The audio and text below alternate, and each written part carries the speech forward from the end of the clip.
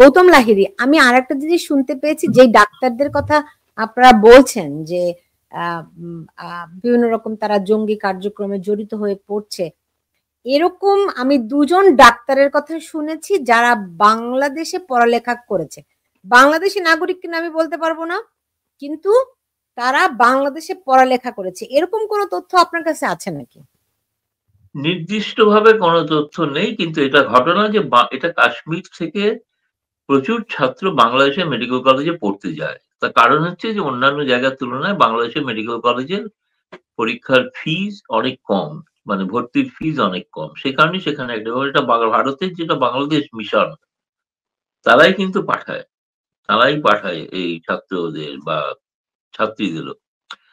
ফলে সেখানে তাদের কেউ এর মধ্যে জড়িত আছে কিনা প্রমাণ না, কিন্তু আমি বলছি তো সেটা তাদের সরকারের গোয়েন্দা, আমাদের ভারতের গোয়েন্দাদের নজরে আছে বিষয়টা। নির্দিষ্টভাবে দুজন আছে কিনা, থাকলেও তারা বাংলাদেশি কিনা মনে হয় না। আমার মনে হয় তারা হয়তো হতে পারে ভারতীয় নাগরিক, এবং কারণ তারা পড়াশোনা করতে গিয়েছিল, গিয়ে হয়তো সেখানে চরমপন্থায় দীক্ষিত হয়েছে, হলে হতেই পারে, অস্বাভাবিক কিছু নয়।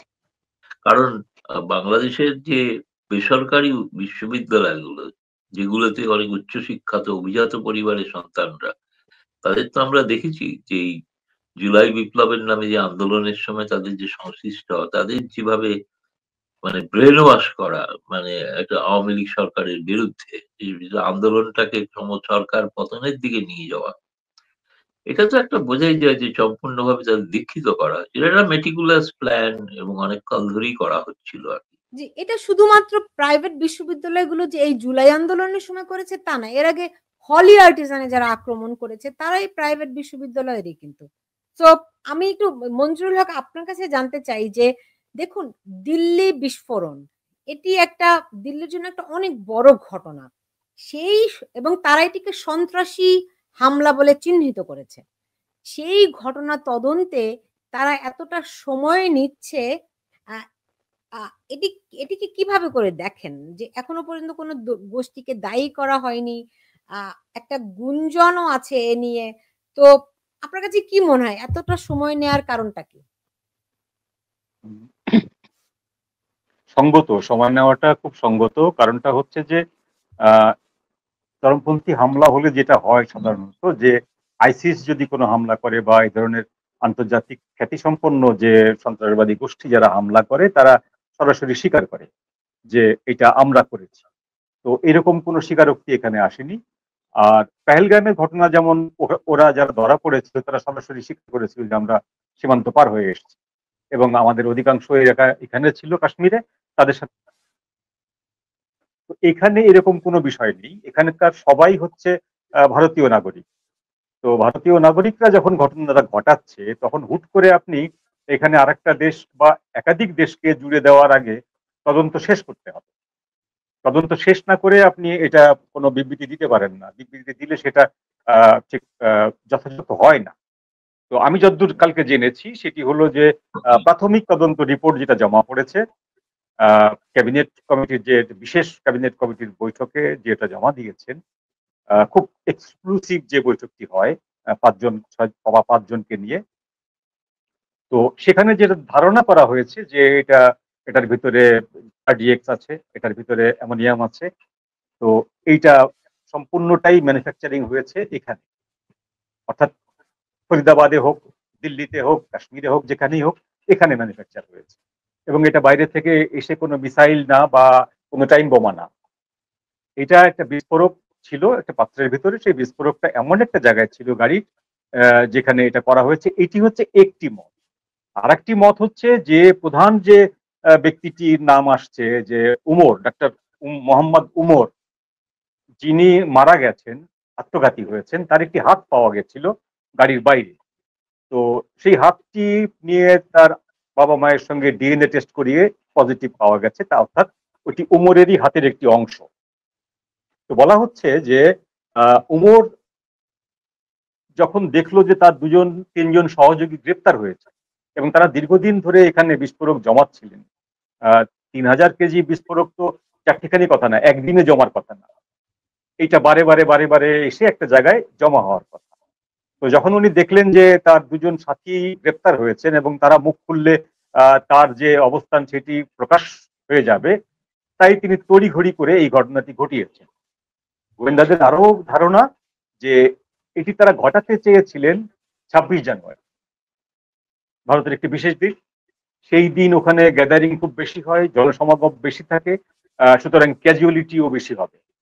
সেরকম একটি ধারণা করে তারা প্রথমে চেষ্টা করেছিলেন দিওয়ালির সময় ঘটানোর জন্য, কি কারণে সেটা পারেনি। তারপরে তারা প্ল্যান নিয়েছিলেন 26 জানুয়ারি ঘটানো হবে। তো সেইটার আগে হুট করে এই দুজনকে সন্দেহভাজন হিসাবে গ্রেপ্তার করার পরে এই উমর সাহেব, ডাক্তার উমর, তিনি এই গাড়ির ভিতরে এটি নিয়ে ওখানে রওনা হয়েছে, বিস্ফোরণটি ঘটিয়েছেন। এখন বিস্ফোরণটি গাড়ির তাপে, ইঞ্জিনের কাছে রাখার কারণে তাপে বিস্ফোরিত হয়েছে, না তিনি নিজে ডেটোনেটর দিয়ে বিস্ফোরণ করেছেন, এই বিষয়টি কিন্তু তদন্ত রিপোর্টের এই প্রাথমিক যে রিপোর্টটি জমা হয়েছে সেখানে আসেনি।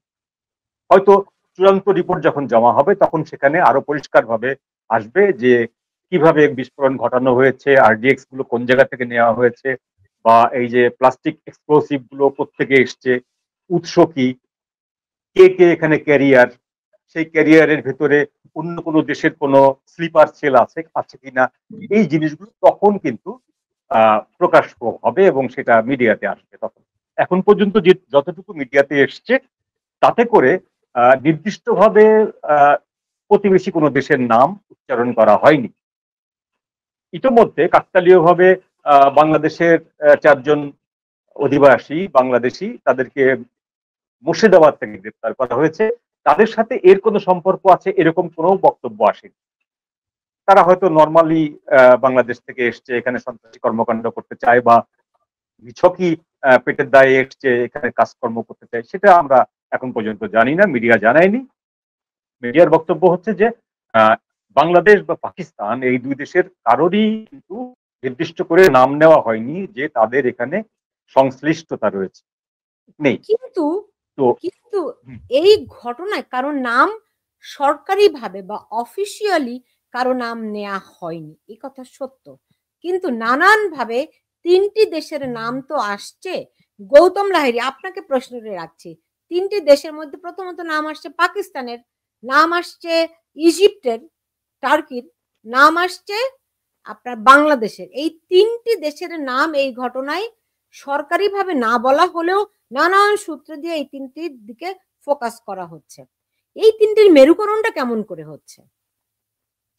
না, মেরুকরণ এই কারণেই হচ্ছে যে খুব স্বাভাবিকভাবেই যে বাংলাদেশের সঙ্গে 5ই আগস্টের পর থেকে পাকিস্তানের সম্পর্ক অনেক ঘনিষ্ঠ হয়েছে।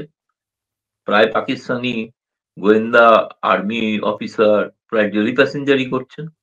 সকালে আসছেন, বিকেলে চলে যাচ্ছেন, থাকছেন, আবার চলে যাচ্ছেন, অন্য কেউ আসছেন। একই সঙ্গে মানে যেটা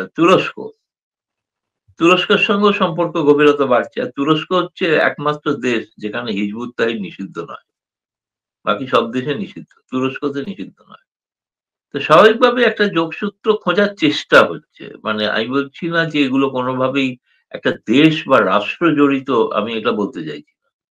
আমি বলতে চাইছি সেই রাষ্ট্রের মধ্যে যারা থাকে, যেমন লস্কর-ই-তৈয়বা, জইশ-ই-মোহাম্মদ, তারা তো পাকিস্তানেই থাকে। বাকি হিজবুত তাহরির এখন বাংলাদেশেই আছে। তো তারা তো প্রকাশ্যে ঘোষণা দিয়ে বলছে আছে। তাহলে এই সংগঠন বা যে পুরনো যে সংগঠনগুলো ছিল, আনসারি বাংলা, আনসারুল বাংলা ইত্যাদি তাদের নেতা, কুখ্যাত জঙ্গিরা যারা জেল থেকে ছাড়া পেয়েছে। তো এই সব মিলিয়ে একটা ভারত এবং বিশেষ করে লস্কর-ই-তৈয়বার সেকেন্ড ইন কমান্ড, তার যে ভাষণ, সে বলেছে যে মানে বাংলাদেশকে এখন একটা লঞ্চিং প্যাড হিসেবে ব্যবহার করা হবে ভারতের বিরুদ্ধে। এই কারণেই সতর্কতা। এই নিয়ে এখনো নির্দিষ্টভাবে কোনো তথ্য সম্পূর্ণ হয়েছে এরকম নয়। এখন আমি জানলাম যে আমার মনে হয় খলিলুর রহমান আসার আগে আজকে তিনি ঢাকায় ভারতীয় হাইকমিশনার প্রণয় বর্মার সঙ্গে সাক্ষাৎ করেছেন হাইকমিশনে গিয়ে। এবং সেখানে তাদের মধ্যে যে আলোচনা হয়েছে তার থেকে হচ্ছে একটা দ্বিপাক্ষিক বৈঠক হওয়ার সম্ভাবনা শোনা যাচ্ছে, যেটা হবে। সেই কি বিষয়ে আলোচনা হবে সেই বিষয়ে হয়তো মত বিনিময় হয়েছে। এবং এটা বেশ অনেক আগেই হলো, কারণ তার এখনো দিল্লি আসার সময় এখনো দেরি আছে। ফলে একটা সুনির্দিষ্ট কোনো কিছু তথ্যের আদান প্রদান হয়তো হচ্ছে, যেটা ভারতে এসে বৈঠকের পর আমরা হয়তো আরো জানতে পারবো আর কি। ফলে আমি বলছি ৩টে রাষ্ট্রকে আমি এই মুহূর্তে দায়ী করছি না, কিন্তু এই রাষ্ট্রে যারা জঙ্গিরা অবস্থান করছে তাদের সম্পর্কে সেই রাষ্ট্রগুলি কি কি ভূমিকা নিচ্ছে সেইটা প্রশ্নবোধক একটা চিহ্নের মধ্যে আছে। ফলে সেটা কলম্বো সিকিউরিটি ডায়ালগটা এই সময় টাইমিংটা খুব ইম্পর্টেন্ট, যে এই সময় এই বৈঠকটা কিন্তু ডাকা হলো আর কি। এখন যদি কোনো এই ধরেন এই ৩ রাষ্ট্র আমি বাদ দেই, প্রতিবেশী রাষ্ট্রগুলোর মধ্য দিয়ে যদি কোনো ওই রাষ্ট্রের জঙ্গি কোনো সংগঠনের নাম আসে এই হামলার জন্য, সেই ক্ষেত্রে ভারত কি করবে? না, সে তো এখন আপনি বলছেন যদি আগে আসুক, আমি যদির ভিত্তিতে বলে কোনো আগাম কিছু মন্তব্য করতে চাই না। যদির ভিত্তিতে কোনো প্রশ্ন হয় না, যদির কোনো উত্তর হয় না। যদি হচ্ছে যখন হয় তখন দেখা যাবে, তখন ভারত, এখনো তো জানি না যে ভারত সরকার তো এই বিষয়টা কোনো কি, আমি তো ভারত সরকারের প্রতিনিধি নই, ভারত সরকারের পদাধিকারীও নই।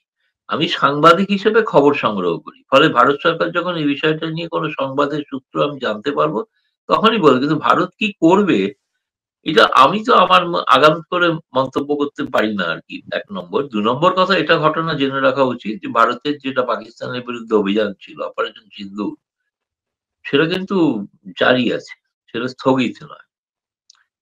ফলে সেক্ষেত্রে সামরিকভাবে কোনো সিদ্ধান্ত হবে কি হবে না সেটা তখন জানা যাবে, তখনকার বিষয়। কারণ এটা নিয়ে আগাম কিছু হতে পারে, না হতে পারে। এখন দেখুন খলিলুর রহমান আসছেন, তার সঙ্গে আলোচনার পর গোটা ব্যাপারটার একটা ফয়সালা হলো, নির্যাস হলো। বাংলাদেশ প্রতিশ্রুতি দিল যে সেখানে বাংলাদেশের জমি থেকে যদি কোনো ভারত বিরোধী কার্যকলাপ হয় সেটার বিষয়ে তারা সেটা দেখবেন, এরকম যদি তারা প্রতিশ্রুতি দেন, তাহলে তখন সেটা ব্যাপার ভেবে দেখার বিষয় আছে। কিন্তু আগাম এই বিষয়ে পেলেই কি করা হবে, পেলে তো যদি পাওয়া যায়, প্রথম কথা চাওয়া হবে যে যেটা পাকিস্তানের কাছেও চাওয়া হয়েছে, যে সেই সব জঙ্গিদের বিরুদ্ধে রাষ্ট্র উপযুক্ত ব্যবস্থা গ্রহণ করুক, তাদেরকে ন্যায় বিচার করুক, তাদেরকে আইনের বিচারের আওতায় আনুক। এটা তো প্রথম দাবি হবে।